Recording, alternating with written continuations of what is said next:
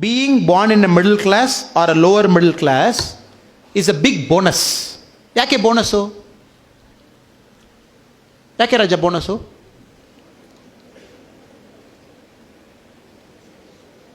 ಯಾಕೆ ಬೋನಸ್ನ ತಾವು ಕಷ್ಟಪಡಲೇಬೇಕು. ಇನ್ನು ಸರ್ ಕಷ್ಟಪಡೋದೆಲ್ಲ ಬೋನಸ್ಸನ್ನು ಹೇಳ್ತೀರಾ? ಎಲ್ಲ ಈಸಿಯಾಗಿರಬೇಕು. ಸಿಂಪಲಾಗಿ ಒಂದು ಹೇಳ್ತೀನಿ. ಬೆಂಗಳೂರಲ್ಲಿ ನಾನೊಂದು ಜಾಗದಲ್ಲಿ ಇದ್ದೀನಿ. ನಮ್ಮ ಪಕ್ಕದ ಮನೆಯಲ್ಲಿ ಕೆಲವು ಹುಡುಗರಿದ್ದಾರೆ, ಅಪಾರ್ಟ್ಮೆಂಟು ಬೇರೆ ಬೇರೆ ರೀತಿಯಲ್ಲಿ. They are like upper middle class and upper class ಅಲ್ಲ. ಅವ್ರ ಬೆಳಗ್ಗೆ ಏನಾಗ್ತದೆ, ಫುಲ್ ಅಪಾರ್ಟ್ಮೆಂಟ್ ಏರ್ ಕಂಡೀಷನ್ ಇದೆ. ಅವ್ರ ಅಪಾರ್ಟ್ಮೆಂಟ್ಲಿಂದ ಔಟ್ಸೈಡ್ ಬಂದ ತಕ್ಷಣ ಕಾರ್ ಏರ್ ಕಂಡೀಷನ್ ಇದೆ, ಎ ಸಿ ಇದೆ. ಕಾರ್ನಲ್ಲಿ ತಗೊಂಡೋಗಿ ಸ್ಕೂಲ್ದಲ್ಲಿ ಬಿಡ್ತಾರೆ, ಸ್ಕೂಲ್ ಎ ಸಿ ಇದೆ. ಆ ಮಗುಕ್ಕೂ ಮೇಲೆ ಚರ್ಮದಲ್ಲಿ ಸನ್ಲೈಟೇ ಬೀಳಲ್ಲ. ಕರೆಕ್ಟ್? ಸನ್ಲೈಟೇ ಬಿಡಲ್ಲ.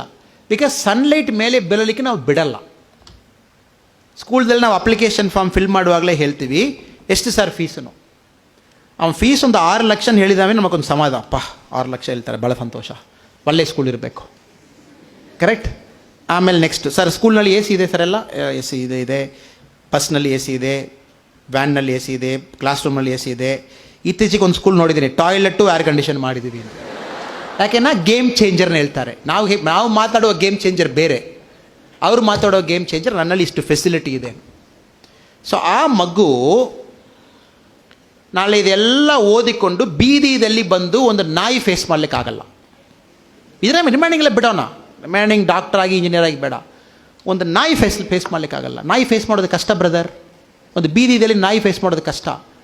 ನಾವು ಯಾರಕ್ಕೋ ಏನೇನೋ ಮೈಕ್ನಲ್ಲಿ ಮಾತಾಡಬಹುದು. ಒಂದು ನಾಯಿ ಫೇಸ್ ಮಾಡೋದಕ್ಕೆ ಒಂದು ಕೆಪಾಸಿಟಿ ಬೇಕು. ಅದು ಬರ್ತದೆ, ಸ್ವಲ್ಪ ಮಿಸ್ ಮಾಡಿದ್ದೇನೆ ಇನ್ನೊಂದು ಡಾಗ್ ಕರೀತದೆ, 2 ಬಂದುಬಿಡ್ತದೆ.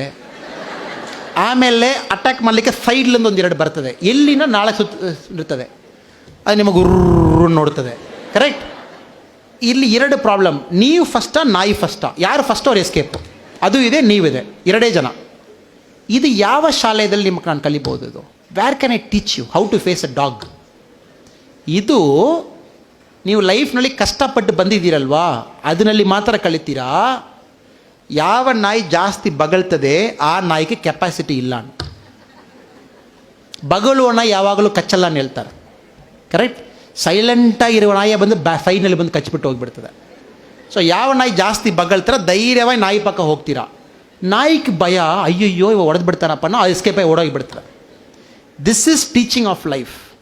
ನಾಳೆ ನೀವು IPS ಅಧಿಕಾರಿಯಾಗಿ IAS ಅಧಿಕಾರಿಯಾಗಿ ಮೇಲೆ ಸ್ಟೇಜ್ ಮೇಲೆ ನೋಡಿದ್ವಿ. ತಾವೊಂದು ಕೋಮುಗಲಭೆ ಅದೊಂದು ಕಡೆ ಹೋಗ್ತೀರ, 10,000 ಜನ 20,000 ಜನ ಇರ್ತಾರೆ. ಅಲ್ಲೆಲ್ಲ ಪ್ಯೂರ್ ಕಾಮನ್ ಸೆನ್ಸ್ನಲ್ಲಿ ನೀವು ಸಾಲ್ವ್ ಮಾಡಬೇಕು. ಏನು ಬಂದು ಗಿಕ್ಸು ಏನಿಲ್ಲ.